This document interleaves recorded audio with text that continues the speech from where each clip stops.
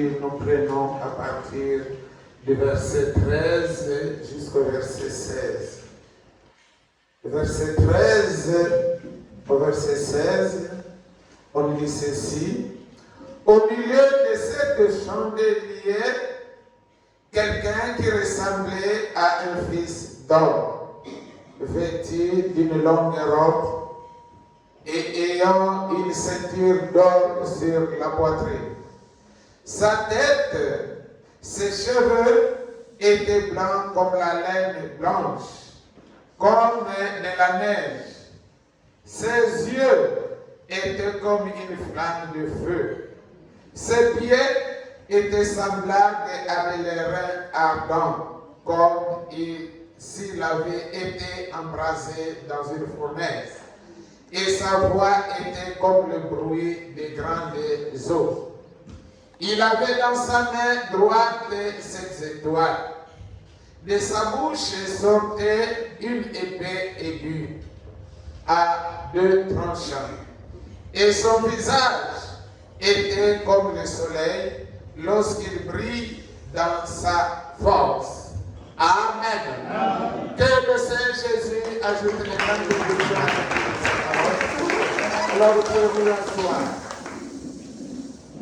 Amen. Je vous salue tous dans le précieux nom de notre Seigneur Jésus-Christ. Amen. Amen. Alors nous sommes en train de continuer notre enseignement sur l'ordre de la vision du prophète Jean. Amen. Amen. Pourquoi nous apprenons cette vision-là? Parce que cette vision-là est liée à notre vie.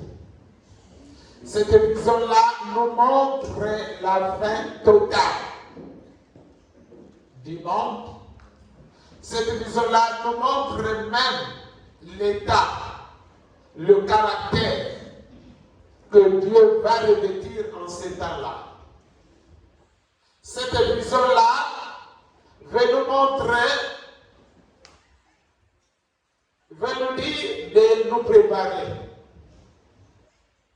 Parce que le monde passera, mais la parole de Dieu ne passera point. Amen. Alors nous pouvons voir beaucoup de choses au monde qui embrouillent le monde. Et nous voyons aujourd'hui un grand embrouillement est entré au monde dans le domaine religieux. Amen. Mes amis, ce n'est pas pour rien. Ce n'est pas en vain. Il y a quelque chose.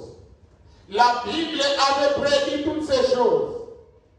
Qu'au temps de la fin, il y aura beaucoup de faux prophètes. Amen. Et aujourd'hui, nous sommes en train de voir les faux prophètes. Amen.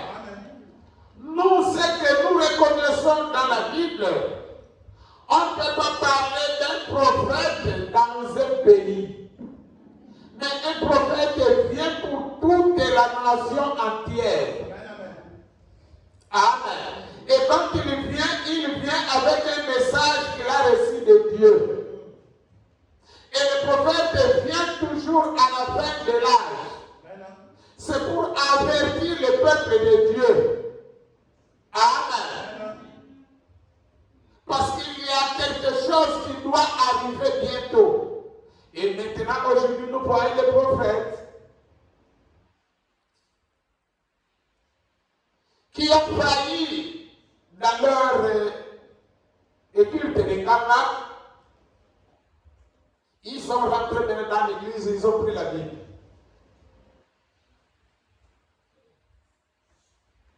Et la Bible dit que vous les connaîtrez par leurs fruits.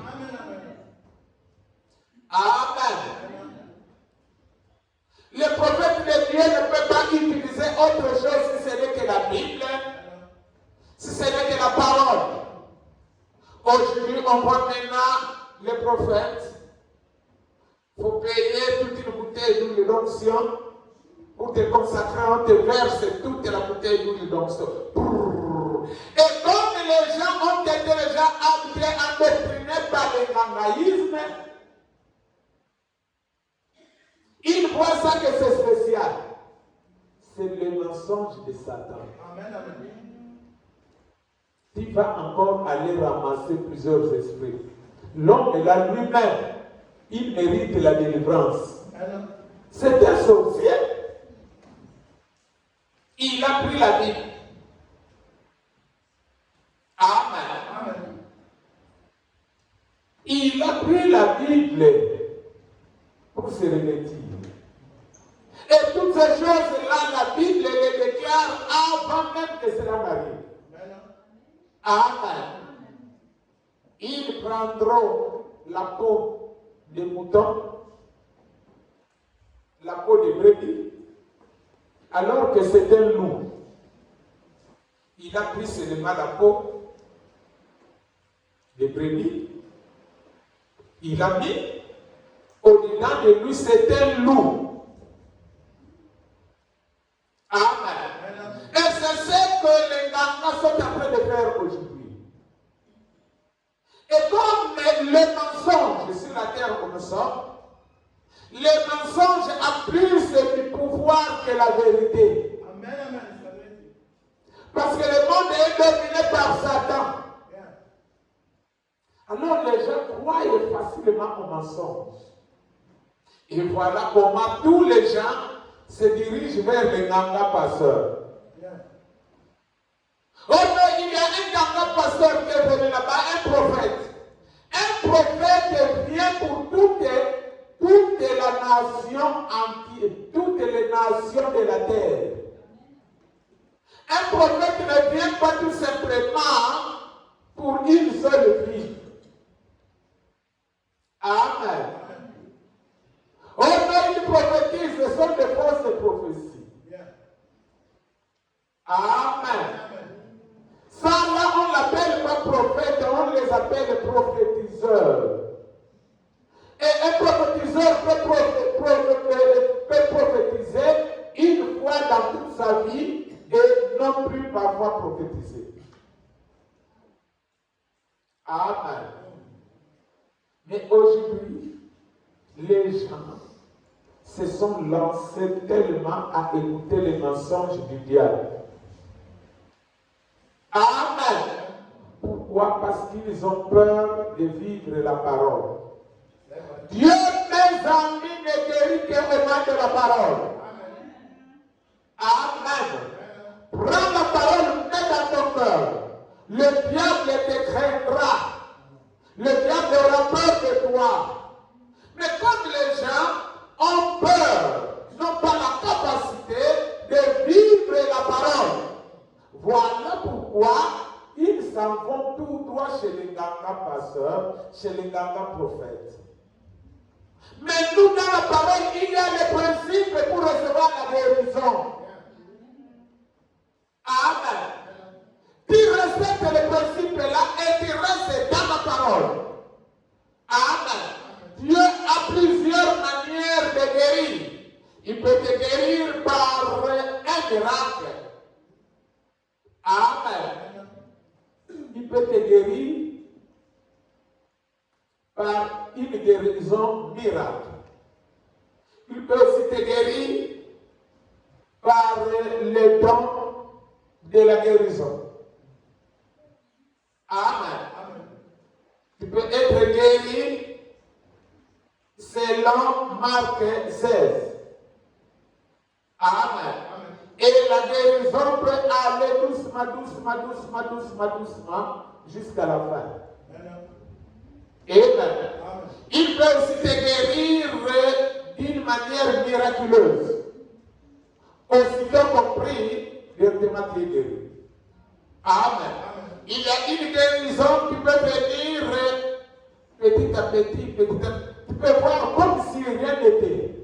Mais or, au-dedans de toi, Dieu est en train de travailler jusqu'à ce que tu verras le problème bien. Mais maintenant, comme les gens ne croient pas la parole, ne veulent pas vivre la parole, Il cherche les gangas. Bon, mets-toi là, je vais sauter sur toi cette fois. Après, tu vas parler, tu vas voir ce qui va arriver. C'est un mensonge. Amen. Les autres non, moi-même, je vais rentrer en contact avec les démons qui te tourmentent. C'est un sorcier. Il veut rentrer en contact. Tu vas aller exposer toute ta vie au diable. Vous savez ce qu'ils font, les gens là que vous croyez que sont des prophètes. Hein? Vous savez ce qu'ils font. Ils ont eux-mêmes d'abord la capacité. Donc, il a un vampire qui peut dominer sur ta sorcellerie. Vous comprenez? Tous les prophètes, là, vous comprenez la prophète. Amenez-moi un peu les prophètes là ici. Comme ça, on va tenir un débat debout dans la Bible pour nous montrer là où leur don là provient. Ce sont des sorciers. C'est-à-dire, ce sont les gens qui sont en train d'exploiter les vampires que leurs parents les ont donnés au moyen de la parole. La manière dont ils font là, ce n'est pas la manière dont Dieu travaille. Qu'est-ce qu'ils font? Il a un vampire qui peut facilement dominer sur les esprits qui sont en toi. Quand tu vas arriver comme ça, dès que tu commences à parler, il te fixe. Le vampire qui est en lui rentre en contact avec les esprits qui sont en toi. Il va vérifier tous les c'est là où tu vas comprendre. Oh, dans votre famille, vous n'avez pas une personne comme ça. Tes propres esprits qui sont en toi se sont trahis. Amen. Et quand tu fais ça, il va s'incarner en toi. Amen. Il y a beaucoup de choses qu'on vous parle, vous ne voulez pas saisir. Tous les prophètes là sont des démons. Tu vas donner ton corps chez lui, il s'incarne en toi.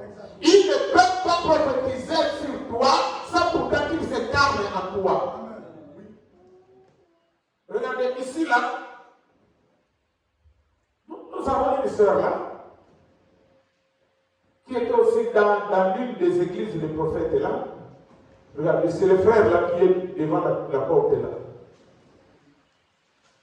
Qu'il a imposé les mains, le prophète en question a parlé dans son corps. Le prophète a parlé dans son corps. Pourquoi? C'est pour contrôler son corps.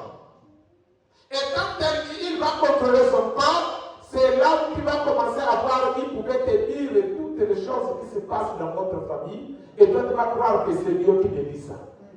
Or, c'était un autre problème que tu es allé chercher.